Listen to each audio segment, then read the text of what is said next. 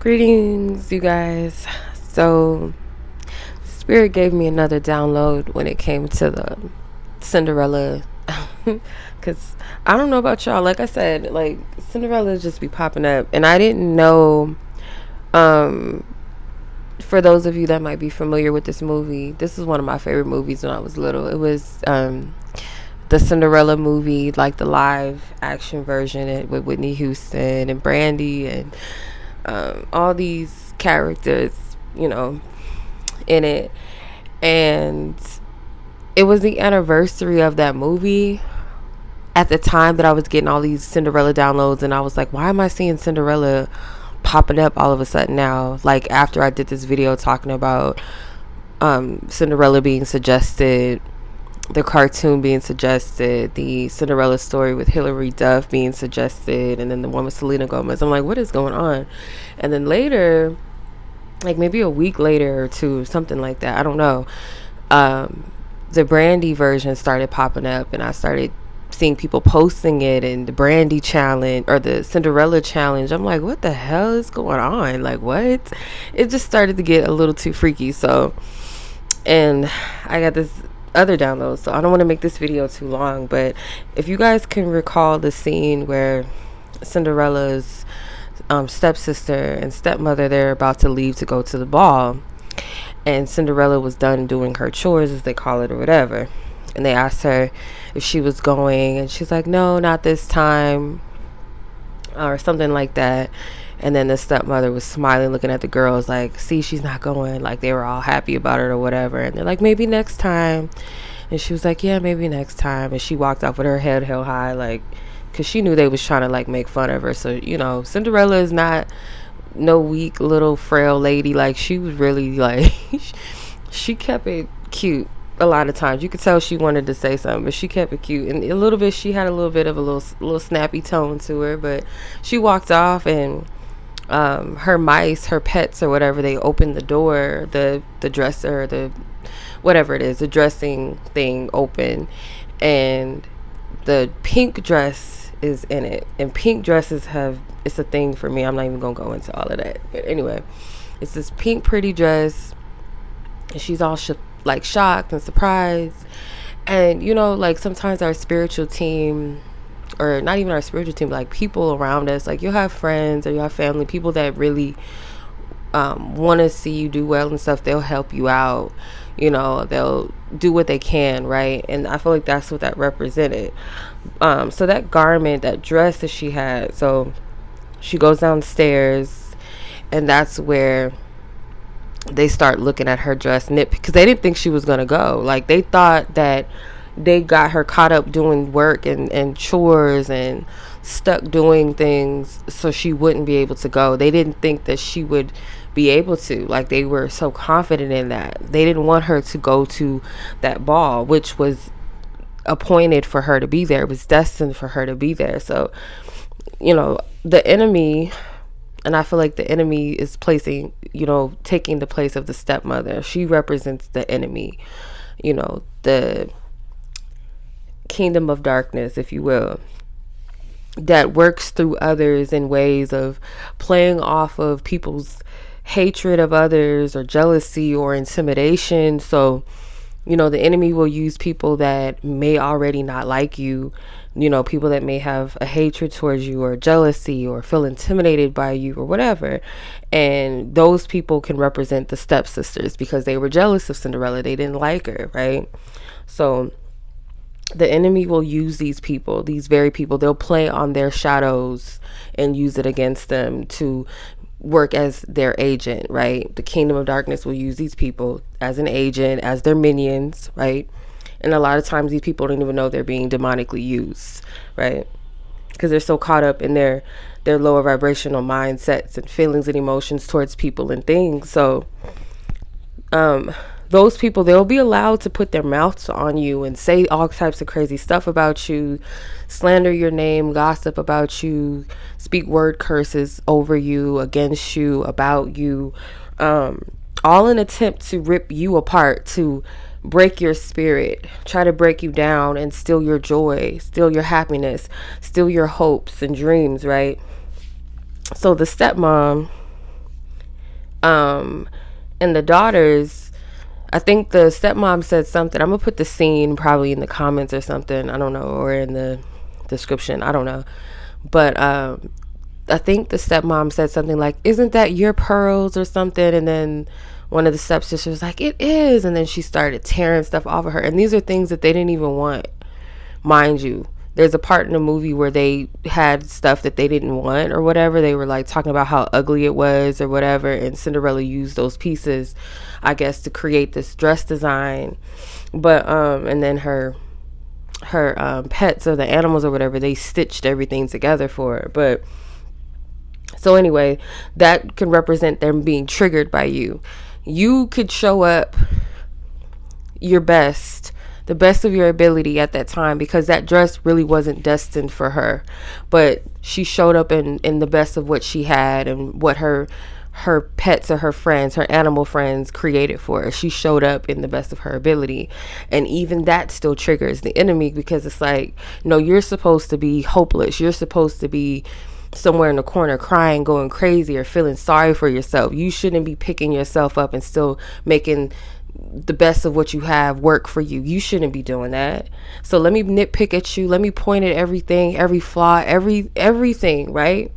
Because it's a reflection of how they see themselves or how they feel about themselves, right? That hatred. So this attempt to make you, believe that you're unworthy of reaching your goals or your dreams and your appointed destinations. And that word destination, just, it means by definition a place to which someone or something is going to be sent, right?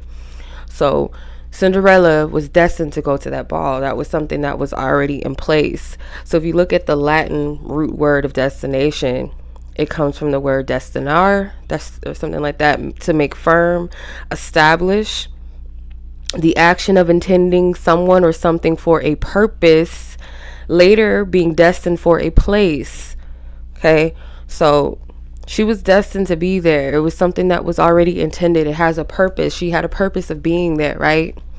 So if you break down the word destination into two parts, you take the desti, which derives from the word destiny.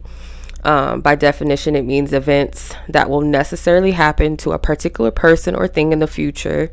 And then the word nation, if you take the destination, the nation part out of destination, it comes from the Latin root word nat or nate, which means born. Okay. So this is something that whatever is destined for you, or your destination, is already set in place for you since the day that you were born, or before you were even born. Like, it's something that is already yours, right? So in this instance, like what happened with Cinderella and her dress being torn and all of that happening, and they thought that they blocked her from going or whatever, reaching her destination, the Most High will allow stuff like this to happen, because, and I believe that the fairy godmother can represent the Most High, the divine source. But usually when the divine allows people to do stuff like wicked things and get away with, it's for a time. And those are the people that I really do believe Spirit gives those types of people grace to correct themselves, to humble and correct themselves. But because of that spirit in them that's so prideful, especially if you've allowed yourself to operate in that demonic energy, it's very hard sometimes to break free out of those patterns, right? And to even see that you're operating in darkness, or you just get to a point where you don't care. You've allowed yourself to be taken over by that dark energy. So I do believe that Spirit allows grace to those people. They give them time, they give them chances, but those are the people, the ones that do not humble themselves or correct themselves for their hatred and their evilness and do their healing work, because their issues is not because of you. You trigger their issues. You trigger the jealousy and the intimidation inside of them, but those are things that are already seeded and planted in them that they have to work on. You are not responsible for somebody else's hang-ups in life or their wounds. They're already there. They're already seeds, right? So these people have to do their own healing work, and if they don't, Spirit makes a big example out of those people. Okay, Spirit will allow this, like I said, because spirit likes to show out and make an example out of your enemies, especially specifically out of the enemy, because the enemy doesn't love nobody. The enemy will use whomever and whoever and whatever to get what they want done, to get their agendas met, right? So a person can think that they're under this grace of doing and taunting and hurting and harming people and slandering and abusing people, doing all these different things and thinking that they're getting away with it. See, but there's a time, the bigger the giant, the harder the fall. I'm telling you, it's that David and Goliath thing. It's the arrogance of the enemy to get away with things for a time, because their time is short. But when people start operating out of those enemies, those people that start operating out of that dark energy, this is where the wicked and the prideful are going to turn into the shamed. So this is for the means, like I said, this is for spirit to humble and correct these people's hearts. And some people, they're not going to even have the opportunity to do that, because they had that grace period to correct themselves, to heal, to humble themselves. So the bigger the giant, the harder they're going to fall. That stubborn spirit, that prideful spirit, that wickedness. Okay? Because you see in the end of the movie how the plans of the stepmother and the stepsister, they did everything they could to keep Cinderella hidden or keep her from her destination. And no matter what they did, even if their wicked plans seemed to have worked for a time, no matter what they did, what was meant to happen still happened. And they were left looking crazy. Period. But so while all that happened to her with her dress getting ripped up, she was crying and she felt distraught. This is where the stepmother steps in. The fairy godmother steps in. And again, this point, spirit allows these attacks to happen sometimes so that you can see. Because when this happens, the divine help starts to show up. And that's where the miracles are displayed. That's where your faith becomes restored. The miracle is something that no one else can take credit for. So yes, even though her pets or her fairy, whatever, her furry friends, whatever, they had the intent to help her go to the ball and they stitched this pink dress for her, but they're not going to be the ones to take credit for this. That's the supernatural aspect of all of this. And for the enemy also to see that no matter what weapons you formed against me, it's not going to prosper. Because not even you can stop this. No enemy, no hater, no demon in hell can stop you. What's appointed for you, what's destined for you. Her dress represents the old garment, represents the old you, your past, your previous posture, that's being done away with. So that dress wasn't even needed, that pink dress. The new garment, which was the new gown, the blue dress that the fairy godmother created, that represents your new garment. That represents a refined you that others won't even recognize. Remember when Cinderella showed up to the ball and the stepsister's like, there's something about that girl, and the stepmom was like, it is something, but she knew something, she felt it. The enemy was like, there's something new about this person. They could sense it, right? Your haters, there's something new about you. You talking different, you walking different, you acting. It's not about so much all about your physical, it's about your external. There's something different that you're radiating, and it's sparking the interest of these haters, or the enemies, right? These agents. The new gown, aka her divine identity, because the divine draped her, the fairy godmother, aka divine spirit, draped her in this dress, created this dress out of supernatural power, right? That's you.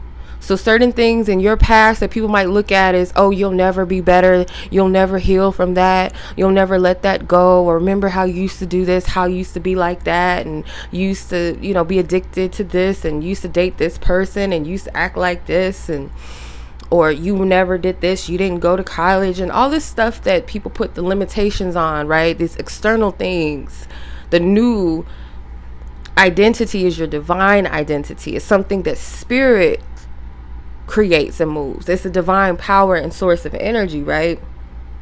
Her divine identity attracted the prince to her. The prince can represent a level of authority, a higher level of authority. If you think about it, Cinderella was in a middle class family home. The prince represents royalty. So you speak of that, you coming into your divine identity is going to attract you to people that are of higher vibrations and spiritual authorities, higher spiritual authority.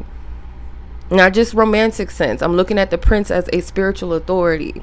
Okay, a kingdom person, someone that is not worldly but kingdom. They're divine energy, divine masculine energy, if we're talking about love. But just as people and places and environments, your divine identity places you in those places because you are sovereign. You always have been. And the other thing that attracted the prince to Cinderella was the fact that she was different. Not just what she had on, it was her posture, it was her essence, it was her spirit, it was her character that was unique, that attracted him. Because there was all kind of baddies in there at the party, at the ball, but she stood out. And she arrived what seemed to be late. You notice all the ladies were already lined up to meet with the prince, but she showed up kind of late, and he stopped everything, stepped out of line, and like met her at the steps and just danced with her. They just came in. That's divine appointed energy, Kairos time. You got to step into that opportune moment in time. And she was there, divine timing, perfect time. Even if it seems like it's crazy, it don't make no sense. You think you're running late in life, or you think you're missing out. When it's your time, when it's your divine time, because we're not going to get too much into the Kairos time thing, because she did have to go home at a certain time. So she was there for a time that she was supposed to be, but she also had a time frame where this window would close. So she had to be put in place to get the energy moving and going. And I'm not going to get into the slipper yet. I'm going to hold the slipper download for a second, because I feel like spirit wants to give me more with that, but I do feel like there's something with that as well, and I'm gonna hold off because it's gonna make sense. But she stepped into that ball right on time, as she was supposed to, and it didn't seem like it would make sense because she showed up late, but he stopped everything that he was doing to see who she was. That is when you walk in your divine identity, not what the world tells you gotta be. You gotta dress like this, you gotta talk like this. That garment represents a new you. It represents maybe even a spiritual mantle on you, something that you're supposed to step into. So her stepping into the palace or the ball, that represents the kingdom of the Most High. That is your blessings. Those are your birthrights. This is spirit is saying pretty much, we're just gonna bring out home. No demon, no hater, no devil, no whatever in hell on the sidelines watching you, talking crazy about you. Nothing that they can do or have done, can say or do, will stop what's destined and meant for you. Nothing. And they'll later regret it, because spirit is going to show up in a way in your life that no one is going to be able to take credit for it. And it's also going to be a moment of, some might say, dang, I should have treated that person better. I should have made right with them, because best believe they're going to want to get in with you, and spirit's going to block them out because their posture of their heart is not right. Their heart and their mind is not right. Spirit sees inside of each and every one of us and knows us front hand, back hand, every detail, every crinkle, every wrinkle in our hands and our feet, every follicle of our hair, whatever, our DNA, perfect. So best believe they know the hearts and the mind of each and every one of us. And if someone's heart is not right for you, spirit's going to keep those people out, because they want to be attached to who you're becoming and where you're going, and they just cannot come. So much love as always, y'all. Be blessed, be safe, peace.